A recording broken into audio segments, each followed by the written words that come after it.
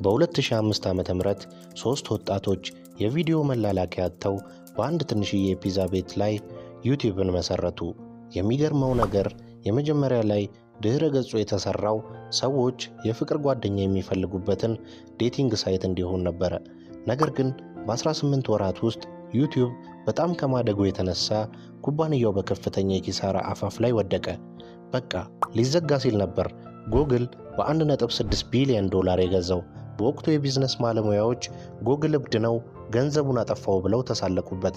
ታዲያ ዛሬ ላይ ዩቲዩብ በዓመት ከ30 ቢሊዮን ዶላር በላይ የሚያስገኝ ግዙፍ ማሽን እንዴት ሊሆን ቻለ? ዛሬ የዩቲዩብ ምስጢራዊ ታሪክን እንመረምራለን። እንኳን ወደ ቻናላችን በሰላም መጣችሁ።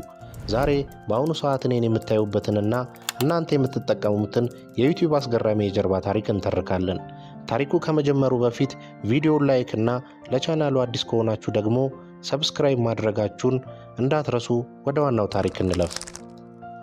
ታሪኩ የሚጀምረው ፔፓል በተባለው ኩባንያ ውስጥ አብረው በሚሰሩ ሶስት ጓደኛሞች ነው።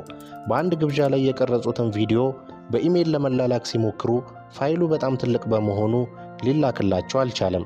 በወቅቱ በኢንተርኔት ላይ በቀላሉ ቪዲዮ የሚታይበት ምንም አይነት ድህረ ገጽ አልነበረም። እናም ሰዎች በቀላሉ ቪዲዮውን የሚጭኑበት ድህረ ገጽ ለምን አንሰራም በማለት በፌብሩዋሪ 2005 ዩቲዩብ ወይም youtube.comን ከፈቱ። በጥቅምት ወር ደግሞ መስራቹ ጃውድ ካሪም ሚ አት ዘ ዙ የተባለውን የ19 ሰከንድ ቪዲዮ በመጫን የመጀመሪያውን ታሪክ አስመዘገበ። ቪዲዮውን በጣም ቀላል ቢሆንም የዓለምን ኢንተርኔት ግን ሙሉ በሙሉ ቀየረው። ዩቲዩብ በተከፈተ በዓመቱ በየቀኑ ከ100 ሚሊዮን በላይ እይታዎችን ማግኘት ጀመረ። ይህ እድገት ግን ለወጣቶቹ መስራቾች ትልቅ መቅሰፍት ይዞ መጣ። ምክንያቱም ደግሞ ሁለት ነበር። አንደኛው በቢሊዮን የሚቆጠሩ ቪዲዮዎች በኢንተርኔት ላይ ለማስተናገድ ሰርቨር ኮስት በየወሩ በሚሊዮን የሚቆጠር ዶላር ያስፈልግ ነበረ። ድህረ ገጹ ግን ምንም አይነት ገቢ አያስገባም ነበር። ሁለተኛውና የከፋው ችግር ደግሞ ተጠቃሚዎቹ የሆሊውድ ፊልሞችንና የቅጂ መብትን ኮፒራይት ያላቸውን የሙዚቃ ቪዲዮዎች በነፃ መጫን ጀመሩ። ትልልቅ ኩባንያዎች ዩቲዩብን በቢሊዮን ዶላር መክሰስ ጀመሩ። መስራቾቹ ፍርድ ቤት ሄደው የሚከፍሉት ሳንቲም አልነበራቸውም። ዩቲዩብ ሊዘጋ ጥቂት ቀናቶች ብቻ ቀሩት። በዚህ አስጨናቂ ሰዓት ላይ ጉግል ብቅ አለ።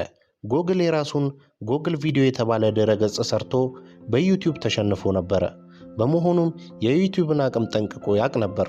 በኖቬምበር 2006 በአውሮፓውያን አቆጣጠር ጉግል የዩቲዩብን በ1.65 ቢሊዮን ዶላር ገዛው። በወቅቱ ታዋቂው ፎርብስ መጽሔት ይህ በቴክኖሎጂ ታሪክ የተደረገ ትልቁ የሞኝነት ግዢ ነው ብሎ ተሳለቀ። ጉግል ግን ትልቅ ፕላን ነበረው። በመጀመሪያ የነበሩትን የፍርድ ቤት ክሶች በሙሉ በገንዘብ ከፈለ። በመቀጠል ኮንተንት አይዲ የተባለ ሲስተም በመስራት የቅጂ መብትን አስከበረ። ከሁሉም በላይ ደግሞ በ2007 ዓ.ም የዩቲዩብ አጋር ፕሮግራምን ወይም ፓርትነር ፕሮግራምን አስተዋወቀ። ቪዲዮ ለሚሰሩ ሰዎች ከማስታወቂያ የሚገኘውን ገቢ 55% መክፈል ጀመረ። ይህ ውሳኔ በዓለም ዙሪያ በሚቆጠሩ የዩቲዩብ ፈጣሪዎች ወይም ክሪኤተሮች ተወዳጅ ነገር ሆነ። ዛሬ ላይ ቆመን ስናየው በ2006 ዓ.ም ብዙዎች የሞኝነት ግዢ ያሉት ዩቲዩብ በአሁኑ ሰዓት ዋጋው ከ180 ቢሊዮን ዶላር በላይ እንደሚሆን ይገመታል። ጉግል የከፈለው 1.6 ቢሊዮን ዶላር በአሁኑ ሰዓት ዩቲዩብ በጥቂት ወራት ውስጥ የሚያገኘው ተራ ገቢ ሆኗል። ይህ ታሪክ የሚያሳየው አንዳንዶች ሌሎች እብደት የሚሉትን እድል ቀድሞ መመልከት የትልቅ ስኬት መጀመሪያ መሆኑን ነው። እናንተስ ለመጀመሪያ ጊዜ ዩቲዩብ መጠቀም የጀመራችሁት መቼ ነው? ኮመንት ላይ አሳውቁኝ።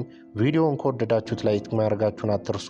በቀጣይ ቪዲዮ ስለ ሳምሰንግ እና አፕል ዘላለማዊ ጦርነት እስከምንገናኝ ድረስ መልካም ጊዜ